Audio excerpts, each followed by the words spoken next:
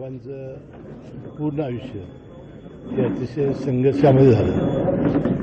ज्यावेळेला राज्याचे माजी उपमुख्यमंत्री वसंतदादा पाटील यांनी व्यवसाय शिक्षणाचं धोरण या राज्यामध्ये आणलं, त्यावेळेला फार मोठा पुरस्कार त्यांनी करण्याचा निर्णय घेतला आणि गरिबाची मुलं ही कमी पैशामध्ये डॉक्टर इंजिनियर झाले पाहिजेत अशा प्रकारचं फार मोठं काम आपल्या राज्यात आणि राज्याबाहेर आणि देशात त्यांनी केलेलं आहे.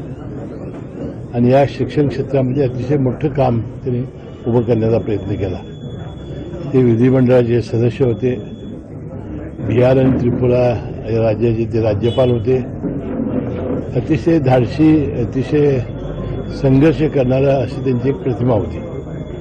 आणि म्हणून त्यांच्या जाण्यानं आपला महाराष्ट्र फार मोठं एका नेते. लोकशाही मराठी ऐका, पहा, जागरूक रहा.